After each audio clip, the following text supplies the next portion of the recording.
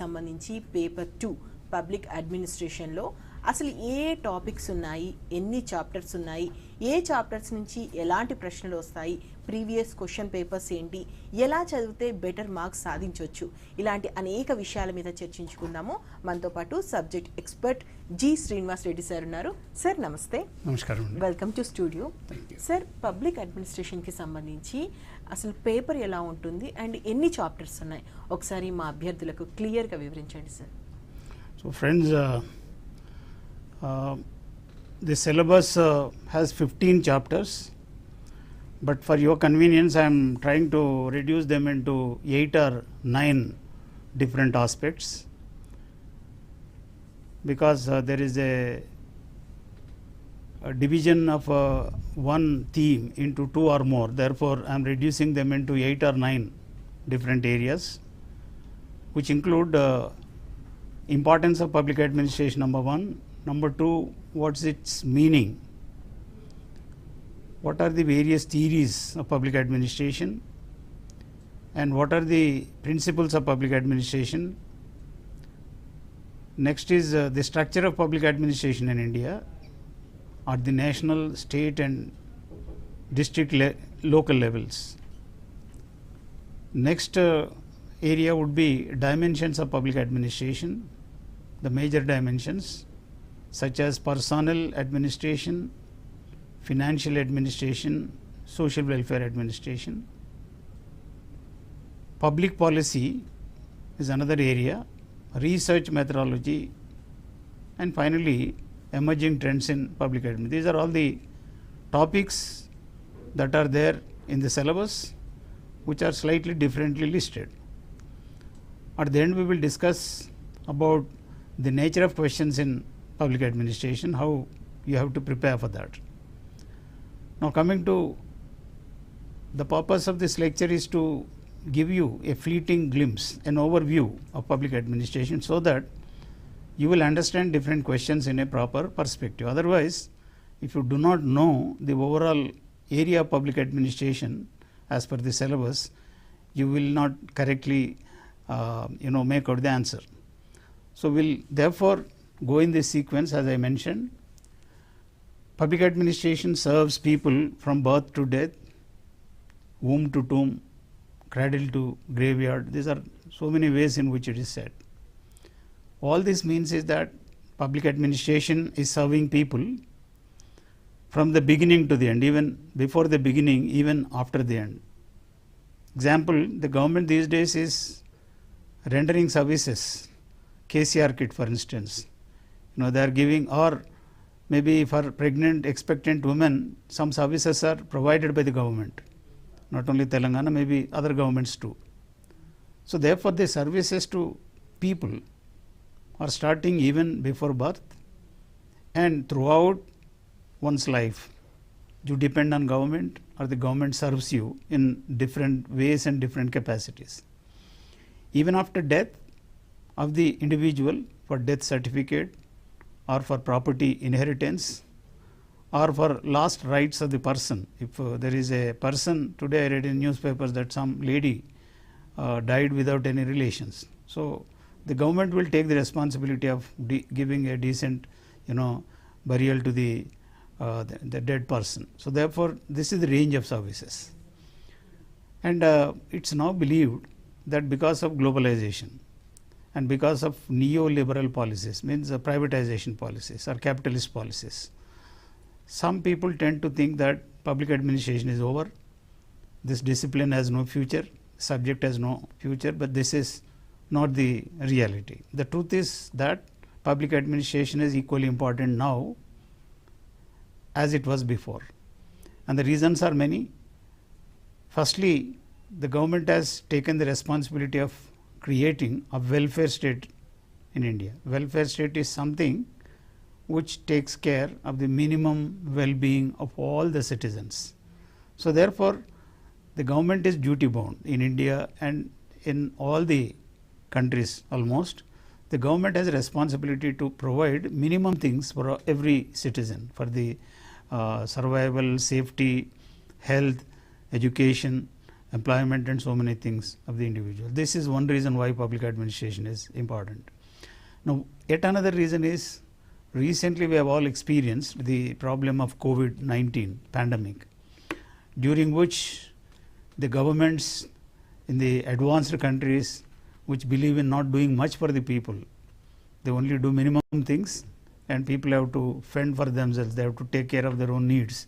That is the philosophy of the governments in countries like US and many of the European countries. Even in those countries, government had to step forward to develop immunization, to take health safety measures and all that. So therefore, government started playing a very big role as a result of COVID pandemic.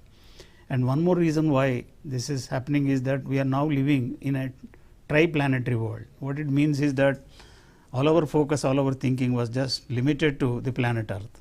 You know, here we are living, here we are dying, this is the source of our livelihood and all that. But no longer this is so. Because of scientific explorations into the outer space, man has set foot on the moon, and we have human made objects and devices are going to Mars also. One doesn't know in distant future, humankind will perfect measures of going to distant bodies in the galaxy. So therefore, this job, which is a gigantic job of exploring outer space, exploring what is there on the moon, and to make it habitable or to get the resources from there, the government has to be a big government. And finally, I would say that the importance of public administration is so much that, as one writer had said, if the civilization collapses, the modern civilization collapses, it will be collapse of public administration. As long as public administration is functioning efficiently, effectively, economically, and with sense of equity, things will be all right. Otherwise, there will be a problem. And therefore, this should all convince all of us that public administration is very, very important. Now, let's know what is the meaning of public administration. What exactly is public administration? Public administration is a part of the public domain. So there are so many things that are happening in a public domain, and one of them is policy making, another one is policy execution. Now, in a modern democracy, policy making is made by the elected government. So they decide what needs to be done and who needs to be helped and what way they should be helped. Once this decision, this broad parameters of the policy are fixed, it is the job of the public administration to realize the objectives of the government. Because the elected, the government that we elect comprises of not necessarily educated people, because education is never a qualification for seeking election. One may become MLA, MP, become a minister, prime minister, chief minister. So these are the people who are not professionals. They are there for a certain period of time. In the next election, if they are lucky, they will continue. Otherwise, some other team will step in. So therefore, there have to be some people to guide them, and the public administration's major job is to execute the policies that are made by the government. In addition to this, public administration is a discipline. Discipline should not be understood as rules of behavior. Discipline is a subject of study. Now we have chemistry, botany, zoology like this. Public administration is also a subject of study, and according to me, and you should all start believing that public administration is one of the most important disciplines, because mankind's future, survival, safety, all these things squarely depend on the efficiency of public administration. And one more thing we can perhaps in continuation say is that public administration is a social science. Broadly, we have three branches of knowledge: natural sciences, social sciences, and humanities. So humanities are language subjects mostly, and natural sciences are physics, chemistry like subjects. Social sciences are public ed, political science, economics, etc. So it's a social science, and it is also said that public administration is an applied social science. What exactly it means is that you are applying the different knowledge of different subjects. So my friends, please focus. You should know what is political science, we should know what is economics, history, geography, and so many other, sociology, psychology. So, from all these subjects, the important things are brought to bear on the working of public administration. Therefore, it is a social science, and it is called applied behavioral science because it deals basically with the behavior of the people, behavior of the administrators, behavior of the politicians, behavior of the public. So, these are all the aspects that have to be studied by a scholar or a practitioner of public administration. One more way in which we can know what public administration is, it is counterpart of private administration. So, administration is one broad field, out of which we have two branches. One is public administration, the other one is private administration. So, what is not private administration is public administration. This is one way. I think we can keep on making some marks of demarcation between the two. Private administration is for private profit, public administration is for public good. Private administration is smaller in size, public administration huge and gigantic. Public administration is bound by policies, private administration has no policy compulsions. Like this we have so many things. And one more thing is public administration is a profession. Profession is the full-time job of certain people like the IAS officers, the class 1, group 2 officers, the headmaster, the principal, a teacher working in a government organization, all their work together is known as public administration. Finally, public administration is also a structure. In public administration we will try to understand what is the structure of the union government, state government, district administration, local government, urban or local. These aspects also we will see. We will also deal with, it is also something relating to the behavior of these people. Structure is okay. You have fine structure, but the behavior is bad, because of which there is corruption. So, how to end this? How to deal with corruption? So, public administration deals with behavioral aspects. Public administration also deals with the process aspects, how actually administration starts, how it operates, how it ends, how it is evaluated. These are all various things related to process. And finally, public administration subject also deals with the environment of government. Now, if you want to understand public administration of India, you have to understand the environment in India, both physical, social, cultural, all kinds of environment. There is a theory in public administration which says that there is a link, close link between environment and the system. So, what is public administration in India is not the same in Pakistan or Bangladesh or Afghanistan or United States of America, because of differing climatic conditions, social conditions, political, historical conditions. So, these are all the ways in which we can say what is public administration.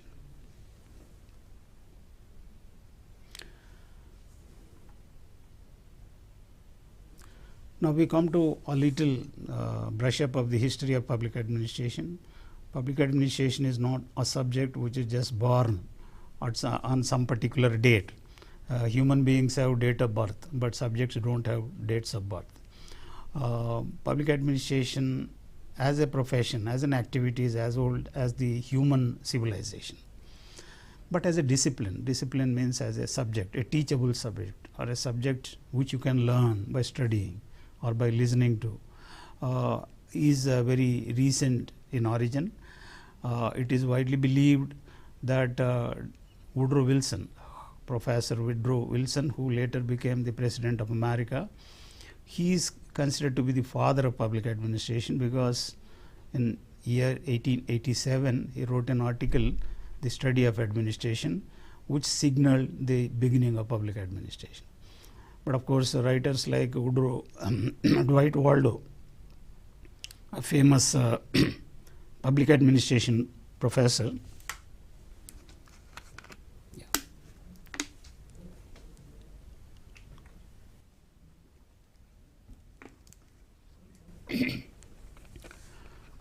states that this is ahistorical. What it means is this is not true to history, because we have very strong administrative systems in India. Kautilya's Arthashastra bears a testimony to this, and we also have a lot of historical archaeological evidences testifying to that. Hammurabi's moral codes, Confucius, parables, the work of German 𝗂𝗽𝗻𝗺. 𝗂𝗃𝗻𝗺 are those people in Europe, particularly in Germany, who wanted to improve the study of public administration. They did some efforts even before publication of this article in 1887. Now, what is the birth of public administration is Woodrow Wilson said that politics and administration are two different things. In US of that time, this has happened in US, there was a system known as spoil system, according to which those who come to power, any party elected to office, they will fill up all their favorites with administrative positions. So therefore, administrators were all people who were handpicked by the politicians. So they will take their kith and kin or their favorites, not necessarily based on efficiency, and therefore there was a chaos in administration, there was confusion in administration. Therefore, a big reform movement was there, known as Civil Service Reform Movement. It was at this time this article came, and it began a new subject, and surprisingly it's 1887 to now, it's not even 150 years. The public administration subject has witnessed large number of theories. I think no other subject, be it political science or economics, you have so many theories spun in such a short time. Therefore, subject of public administration, you should say, is very, very dynamic, and added to these things, certain revolutions have also helped public administration to become very important. The most important thing is industrial revolution. Because of industrial revolution, huge, large organizations came, and in those organizations, thousands and lakhs of people started working. Social life became very complex. Earlier, big organization was only government, there was nothing else. Other things were done, everything was produced in the homestead, in the family, confines of a family. But after industrial revolution, big organizations came, big cities came to regulate the life and all. There was need for a good administrative system. This is how the subject has grown. Industrial revolution has resulted in managerial revolution. There was also French Revolution, American Revolution, Russian Revolution. The significance of these many revolutions is that French Revolution said feudalism, the king should not be, emperor should not be ruling all the time. People should decide what should be the government. So when people decide, people try to run the government, they cannot run on their own without the help of administrators. This is one. The American Revolution is also in the background, the Russian Revolution and the Glorious Revolution in UK. These are all the things that happened. And finally, for the importance of public administration, the post-war reconstruction. We had two devastating world wars, First and Second World War. After the Second World War, there was a lot of destruction, particularly in Europe, America, Japan, and so many other places in the world. And countries which were colonies of big powers became independent. So there was need for massive administrative measures, and therefore the subject has become very, very important. Any questions you would like? Yeah. Yes.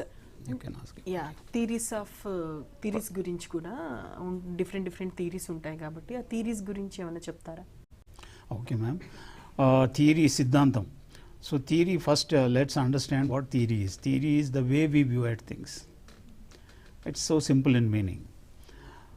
But I may look at something and say this is the truth, but I don't become a theoretician, or what I say becomes a theory. So theories are things that are said by highly educated people, highly experienced people, thinking beings, the thinkers, and that way we have a large number of theories in public administration. There is an argument whether all these are really theories of public administration or just theories of administration. Let's not get into that controversy. So to be safer, we will say they are both theories of administration and public administration. I would divide theories of public administration into different categories. Number one, pre-classical, classical, neoclassical, classical, behavioral, post-behavioral, and emerging theories. So pre-classical means, there were certain theories, as I said, in the ancient medieval period. There were some theories in 𝗂𝗽𝗱 𝗧𝗏. There are so many things about what is good government and how it should be run. So these are all contributions pre-classical. But the real administrative theory started with classical theory. The classical theory is called so because of the reason it's a important theory, oldest theory, and the basic identity or the basic feature of this theory is that it tried to give focus to the structure of administration, how administration should be structured. In support of that, they gave certain principles. They said, gentlemen, you follow these principles. If you follow these principles, administration will be great. This theory is divided into three branches.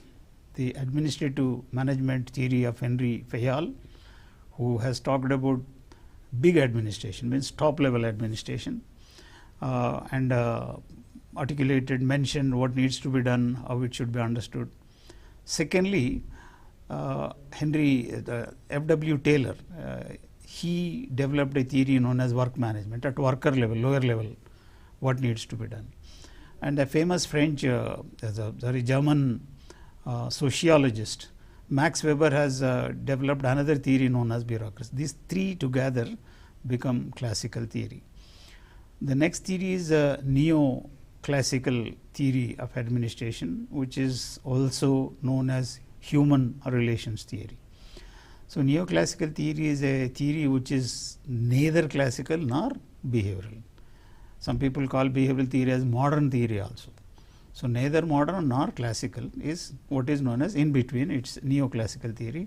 This is largely the contribution of George Elton Mayo, born out of very famous experiments known as Hawthorne experiments, which finally said that the secret of administration does not merely lie in good structure.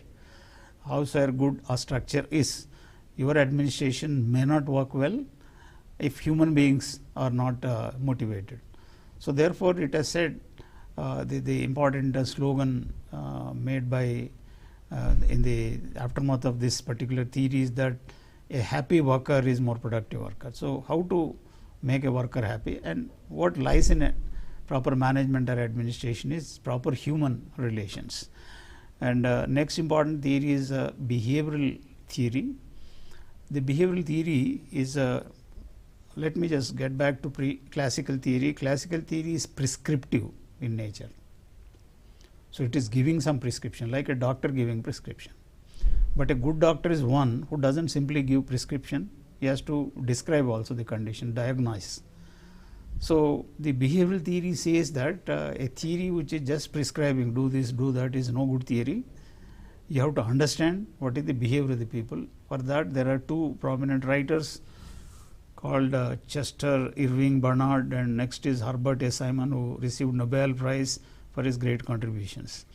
Now, these people together have developed a behavioral theory of public administration. This theory of public administration is more descriptive, more analytic, more matter of fact. And there are a range of post-behavioral theories, means after behavioral theory, some new other theories have come. One of them is known as development administration, which started saying that in a old theory of public administration is all based on Western countries, European countries, America. So they are not relevant for us. So a study of public administration based on third world countries like India, Egypt, Bangladesh, Myanmar, etc. Some of these countries are developing countries. These countries have a set of problems which are totally different from, or largely different from, developed countries. So this is the focus of development administration. So public administration scholars went to various developing countries and studied their administrative systems to write. And this also led to another group of theories known as comparative public administration. Some people said that if you want to say something, you just study one country and give a prescription, or one organization, one situation you see, you have done cooked a curry in a particular way, it's very delicious, but doesn't mean the same process next time will come out the same way, because the proportion might vary, your applying more heat somewhere, or you are not stirring it, or something is burning. So many things can happen. So therefore, the comparative public administration says that you study different countries' administrative systems, generalize on the basis of that, then you will get to know what is public administration. One more theory is ecological theory. This theory tries to relate public administration to its environment. So there are so many environmental problems. I think in our religion also we have a practice of making offerings to the gods or goddesses. So that has come into our administrative system as 𝗳𝗧𝗺. In some of the movies, even there are some comic scripts over there. When an office employee asks for some bribe, the citizen says, "How come you are doing it?" And the officer says that no, even Lord accepts these things. So the culture also provides certain elements of support for bad things or support for good things. So this is the ecological theory. And finally, coming to post-behavioral theories, there are two more, known as New Public Administration, shortened as NPA, and New Public Management. New Public Administration is a big movement that came up in Europe and America, and young public administration scholars became very impatient with administrative theories, particularly the poor people, the immigrants, the blacks. Some of these people who were not doing that well compared to Anglo-Saxons or white people, they had seething resentment, and they were in a complaining mood. They were not happy with public administration. And so in Syracuse University, 𝗵𝗫, a senior professor, seeing their disenchantment, frustration and all that, he said, "Gentlemen, you are saying out so many things. Let's debate across the table. You speak out what you want to say, how exactly the government should be, how exactly public administration should be." As a result of this has grown a theory known as New Public Administration, which says that public administration can't be neutral. In a country where inequality is there, injustice is there, the right people are there, wrong people are there, dominated people are there, dominant people are there, poor are there, victims are there, vanquished are there, all kinds of problems are there. Therefore, you have to take the side of the underdog, the poor, the wretched, the weaker sections, SCs, STs and all that. This should be the role of the government. So therefore, government should be proactive. So this is the whole burden of this theory. This is known as New Public Administration. And later in Europe and America and some of these countries, a new theory has come up. It's an offshoot of neoliberalism. What is neoliberalism? It's a revised capitalism. There are two basic ideologies, socialism, capitalism. So capitalism advocates that people should be free. It means economic forces should be free, business people should be free, so that they will have innovative ideas, they will produce well and sophisticated and good, excellent, efficient goods and services they will provide. So this is the theory of capitalism, and this theory of capitalism has been doing, it becomes popular now and it becomes unpopular later. So as a result of it, in the world what is happening is there is a kind of pendulum swing between socialism and capitalism. Sometimes socialism is getting upper hand, sometimes capitalism. Sometime again, instead of calling socialism, there is a neoliberalism. So the new kind of liberalism. So new public management advocates that privatization as a solution to the problems of inefficiency. In public administration, there is a lot of inefficiency, corruption and all that. If you want to get rid of that, you go for new public management. These are all the post-behavioral theories. Can I have some? Yeah, what is time, ma'am? Yeah. ఓవరాల్గా అయితే మనం public administration గురించి, theories గురించి, introduction గురించి చెప్పారు sir. Already మనకి ఇంకో 30 minutes అయింది, ఇంకో 30 minutes ఉంది. అయితే అభ్యర్థులారా, ఓవరాల్గా మనం చూసుకుంటే పబ్లిక్ అడ్మినిస్ట్రేషన్కి సంబంధించి డిఎల్ పేపర్లో ఇప్పుడు సార్ చెప్పినటువంటి ఏవైతే ఉన్నాయో థీరీస్ కానీ, అదేవిధంగా ఇంట్రొడక్షన్కి సంబంధించి కూడా పబ్లిక్ అడ్మినిస్ట్రేషన్ అసలు ఏంటి దాని ఇంపార్టెన్స్ కూడా చెప్పారు. కాబట్టి ఇవన్నీ కూడా ఫస్ట్ నోట్ చేసుకొని మీరు క్లియర్గా ఎగ్జామ్ ప్రిపేర్ అవుతుండండి. ఇంకా మనకు టైం ఉంది, సార్ మిగిలిన విషయాలు కూడా వివరిస్తారు. సార్, పబ్లిక్ అడ్మినిస్ట్రేషన్కి సంబంధించి ఇంకా ఏ టైప్ ఆఫ్ ఇంపార్టెన్స్ ఉంటుంది సార్ ముఖ్యంగా Okay, ఎగ్జామినేషన్ కి ప్రిపేర్ అయ్యే వాళ్ళు? I'll run through this slide. yes sure sir. కొద్దిగా ఏసీ తక్కువైందమ్మా? తప్పకుండా సార్ మీరు కంటిన్యూ చేయండి సార్. ఏసీ కొద్దిగా పెంచమనండి. తప్పకుండా. సో ఓవరాల్ గా ఇప్పుడైతే మనము థీరీస్ కి సంబంధించినటువంటిది అయితే పూర్తిగా తెలుసుకున్నాము. ఇంట్రడక్షన్ అయిపోయింది. అదేవిధంగా ఏంటి మనకు హిస్టరీ ఎలా ఉంది పబ్లిక్ అడ్మినిస్ట్రేషన్ కి సంబంధించి అండ్ వివిధ దేశాల్లో ఎలాంటి పాలసీస్ అవలంబిస్తున్నారు అవన్నీ కూడా మనం తెలుసుకున్నాము. ఇంకా అభ్యర్థులకు సంబంధించి ముఖ్యంగా డిఎల్ పేపర్కి ప్రిపేర్ అవుతున్న వాళ్ళు ఎవరైతే ఉన్నారో డిగ్రీ లెక్చరర్కి సంబంధించి కాబట్టి ఖచ్చితంగా స్ట్రాంగ్గానే ఉంటాయి. ముఖ్యంగా క్వశ్చన్స్ కూడా మనకి ఇన్డెప్త్గానే ఉండేటువంటి ఛాన్సెస్ ఉన్నాయి. ఎందుకంటే డిగ్రీ లెవెల్లో ఉన్న వాళ్ళకి మీరు చెప్పాలి కాబట్టి దానికి సంబంధించే ఉంటుంది. ఇప్పుడు సార్ చెప్పినటువంటి అనాలిసిస్ని కూడా మొత్తము నోట్స్ చేసేసుకుంటే మీకు దీంట్లో నుంచి క్వశ్చన్స్ ఎలానే వచ్చాయి, ముఖ్యంగా నా టైప్ ఆఫ్ క్వశ్చన్స్ వచ్చినా మల్టిపుల్ చాయిస్ క్వశ్చన్స్ వచ్చినా కూడా వీటి గురించి మీరు క్లియర్గా వన్స్ ప్రిపేర్ అయి ఉంటే తప్పకుండా కంటిన్యూ చేయగలుగుతారు. సార్ ఇంకా మిగతా విషయాలు In addition to all this, I think this is very important. I want the students to focus on this. There are some emerging theories. Emerging theories these are all old things, and in most of the textbooks of the old type you will get these theories. But in the exam you may get some of the latest theories also. These are known as emerging theories. Let's focus on that. These theories are a number of theories on governance. Government is more structure oriented, governance is process oriented. This is one big difference between governance and government. There are whole range of theories on governance, good governance, e-governance, network governance, etc. Good governance is it's a kind of policy prescription of the World Bank. When World Bank started giving lending loans to third world countries, they put some aid conditionalities. The World Bank was afraid that the governments, if they don't, work efficiently, productively, all the money that is borrowed from them will go down the drain, and the governments will not be in a position to pay back the loan. Of course, the World Bank is giving soft loans also. So therefore, to ensure that they wanted to have certain features in administration. These are known as features of good governance. The good governance features are abbreviated by somebody as SMART. Simple, government should be simple. Government should be moral.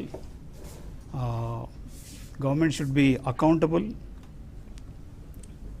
Yes ఓవరాల్గా ఇప్పుడైతే గవర్నమెంట్కి సంబంధించి ఏ విధంగా ఉండాలి, ఎలా మనకి ఎవరైతే ప్రజలకు సంబంధించి గవర్నమెంట్కి ఉండాల్సిన రూల్స్ అంటే ముఖ్యంగా పబ్లిక్ అడ్మినిస్ట్రేషన్ గురించి సార్ చెప్పినటువంటి స్ట్రాంగ్ విషయము, పబ్లిక్ అడ్మినిస్ట్రేషన్ ఎప్పుడైనా సరే పూర్ సైడ్ ఉండాలి. అదేవిధంగా ఏదైతే గోల్ ఉంటుందో అది కరెక్ట్గా కూడా ఉండాల్సి ఉంటుంది. అంటే వన్ సైడెడ్గా ఖచ్చితంగా ఉండాల్సినటువంటి రూల్స్ అండ్ రెగ్యులేషన్స్ ఎలా ఉన్నాయో కూడా చెప్పారు సార్. మిగతా విషయాలు కంటిన్యూ చేస్తారు. I think you should all concentrate on e-governance, good governance. There is a theory called network governance or horizontal governance.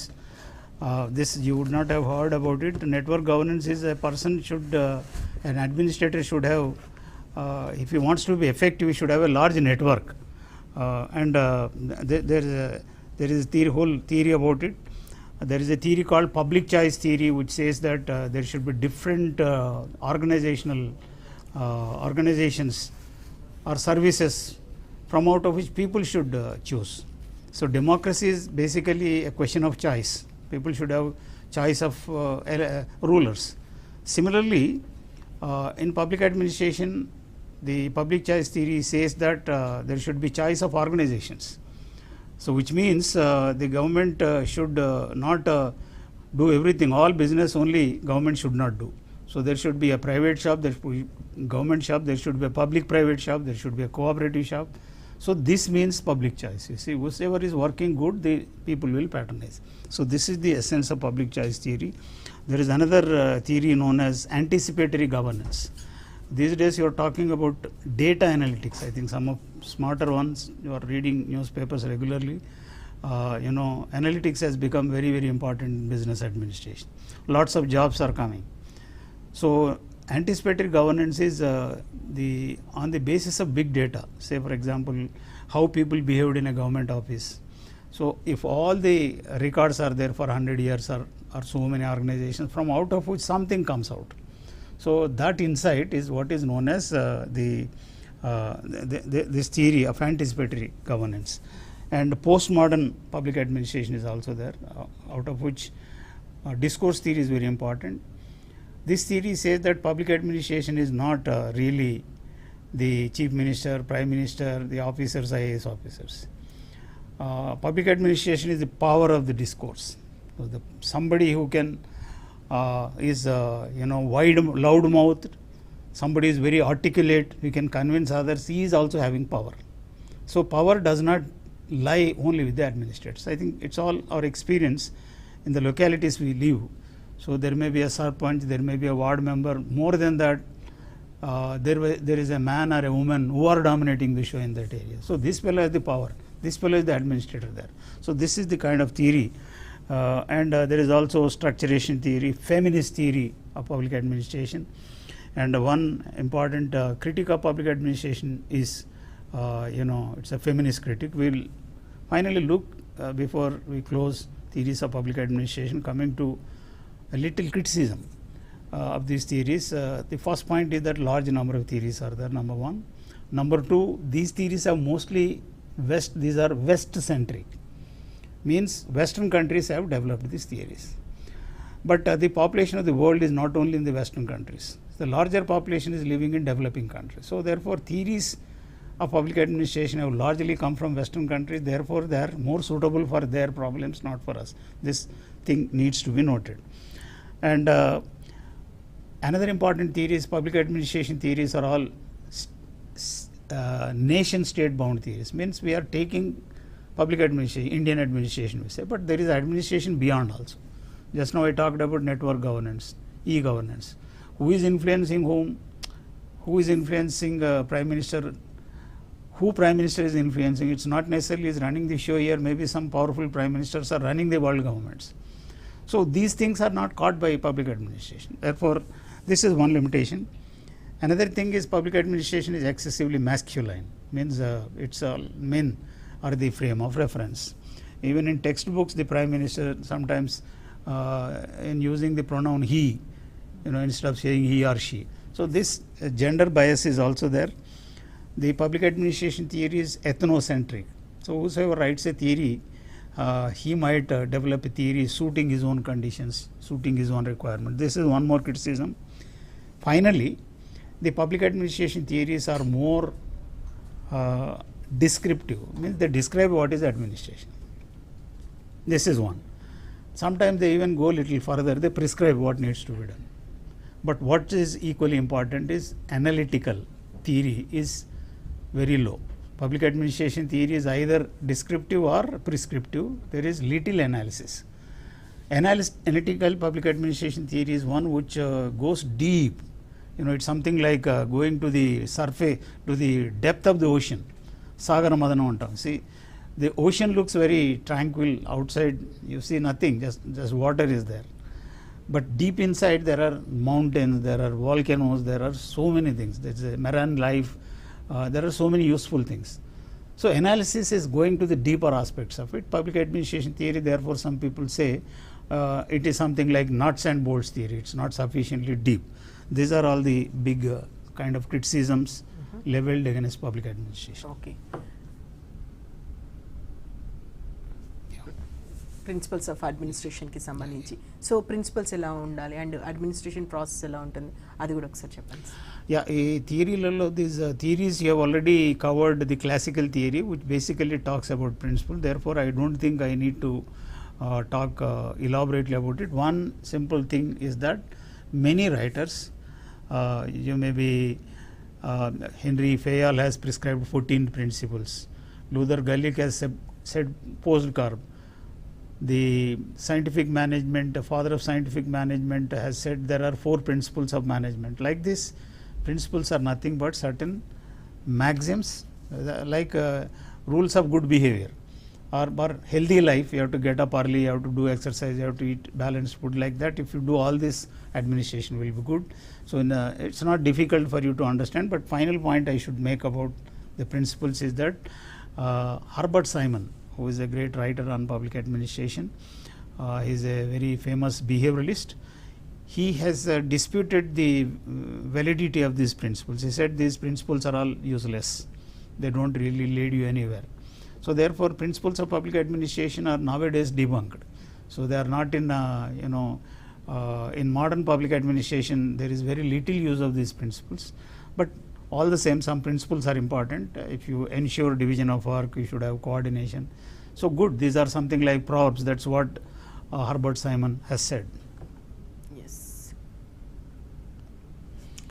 Indian administration ki sambandhinchi kuda cheppandi sir, overall So questions. now we come to the next segment in the syllabus is about the administration coming to India. So long we discussed only about public administration in general. So it may be in America, in US, Sweden, etc., etc. But public administration, our understanding of public administration will be relevant unless we know about our own country, what way it is useful to us. So in this context, we have syllabus relating to various chapters are there relating to Indian administration. We have union government. We have a multi-layered system of administration in India. There are at least 4 layers of government: the national or the union, state, district, and local. Within local, you have urban and rural. One interesting thing is that we have a kind of symmetry in these things.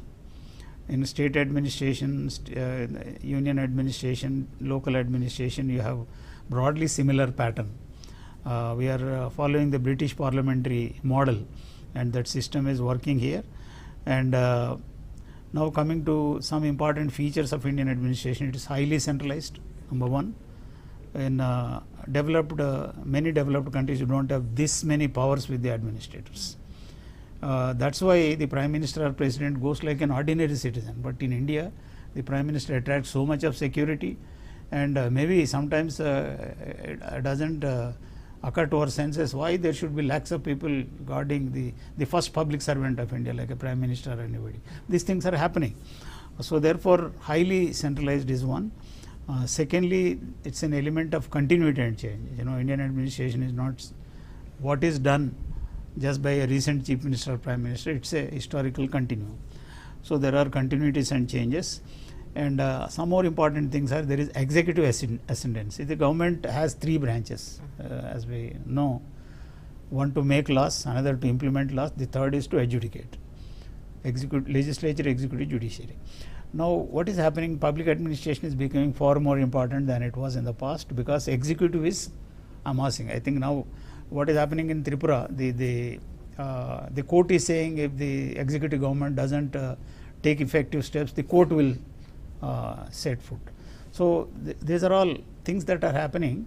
As it is, the executive is very powerful, and executive is becoming increasingly powerful. But actually, we have a constitutional government. There should be 3 branches.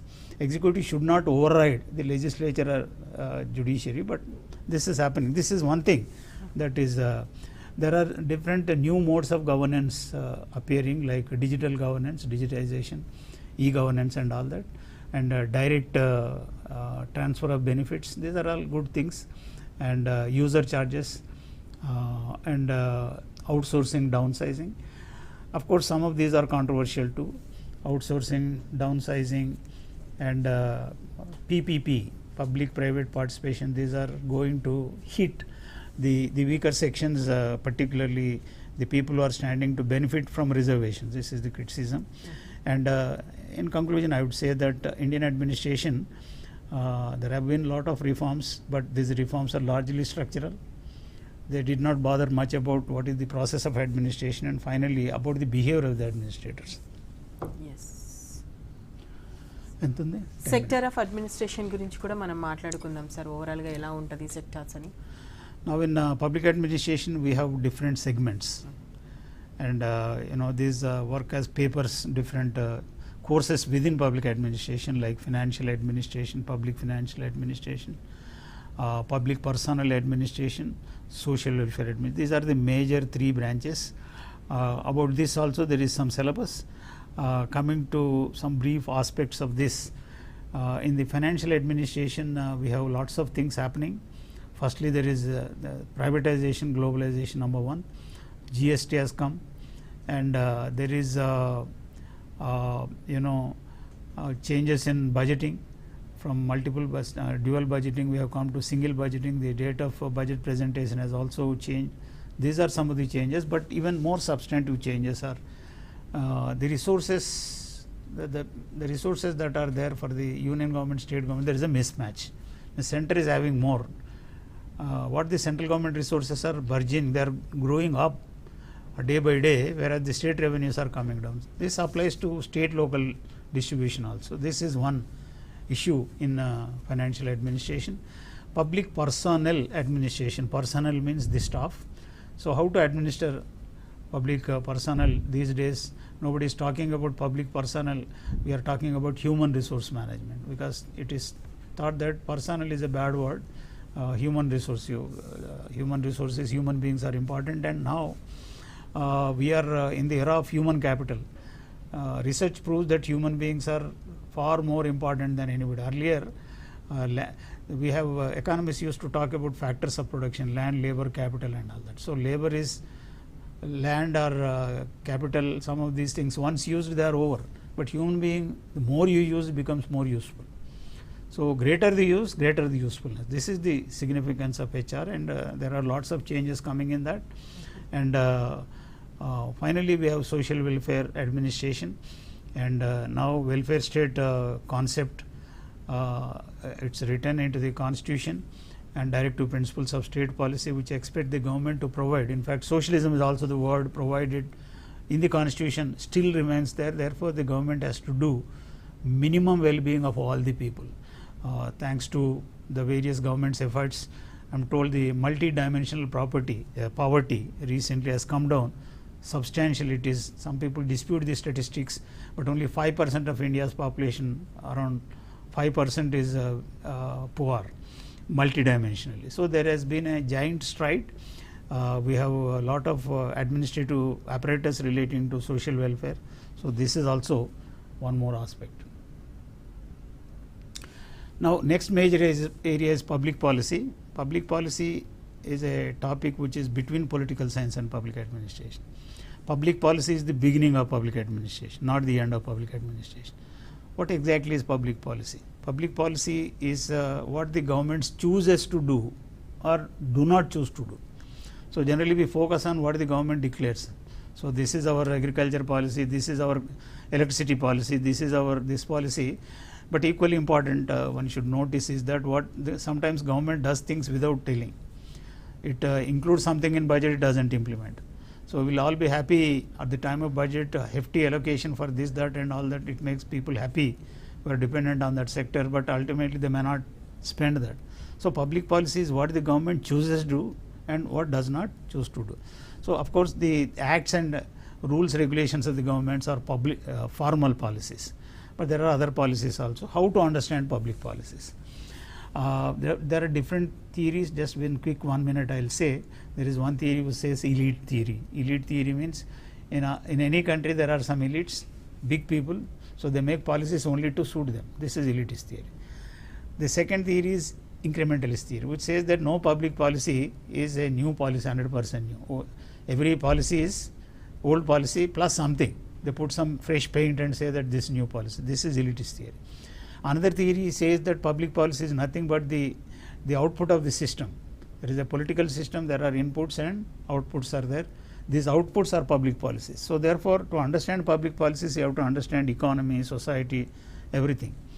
There is a group theory which says that if interest groups organize well, say for example, if fishermen are there, they want to improve their might, all the fishermen in the country, if they organize, all the farmers in the country, if they organize, if they stop selling their ware, or if they stop working, I think there will be crisis in the market and immediately some result will come. So this is also one theory. There is a Marxian theory which says that there is a class approach. The haves are there, have nots are there. So the haves will have everything like that. These are all the different theories. And now in summary, I will say that India's public policies are largely elitist, and elite, they are suitable for elites. But of course, elites alone cannot run the government, they need public support. So therefore, they have to parade public policies as mass oriented, and they have to do in the bargain, they have to do something for the people. But at the time, people say that people are simply voting for money or influence, but far from truth. Of course, they may be accepting this. People are also voting out of their own consideration. So therefore, people will assert about their policies. So finally, public policy is a very, very important area, and a public administrator has to understand public policy before he implements public policy, and he has to do his, I think there are 4 P's he has to follow in implementation of public policy. Equity means he should do something more for the more deserving people, less for the less deserving. Efficiency, economy, efficiency. So these are all the things that should happen. Yeah. Research gurinchi kuda cheptaru. Yeah, research methodology is a very vast area. I think actually this is a combination of 3-4 papers rolled into 1 hour's lecture. So research is very important. Research does not mean only PhD, MPhil. So everybody should have a bent of research. And in personality development also, you're all taught about aptitude. You can be a good, there is a famous definition of research. A good researcher is one who sees like anybody else, but who says something different from all others would say. అందరు చూసినట్టు చూసి ఎవడు చెప్పని విషయం చెప్పినాడు గొప్ప researcher. Like Newton looking at falling Apple, discovering that there is a gravitational pull. So this is research, and there are different methods of research. There is a theoretical research, there is empirical research, historical, comparative, philosophical, case method. There is also report writing. I think research is very important, and there are different methods and different sources of data collection. Let me just on this note wind up my discussion on the overall subject as such, divided into some 14-15 segments. Now let's go for some questions on the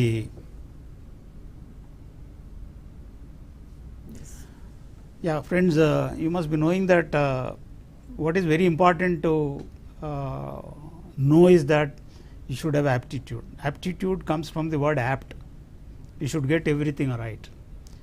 So for this, if you have to solve this paper properly, first I would suggest there is a system of 3 readings.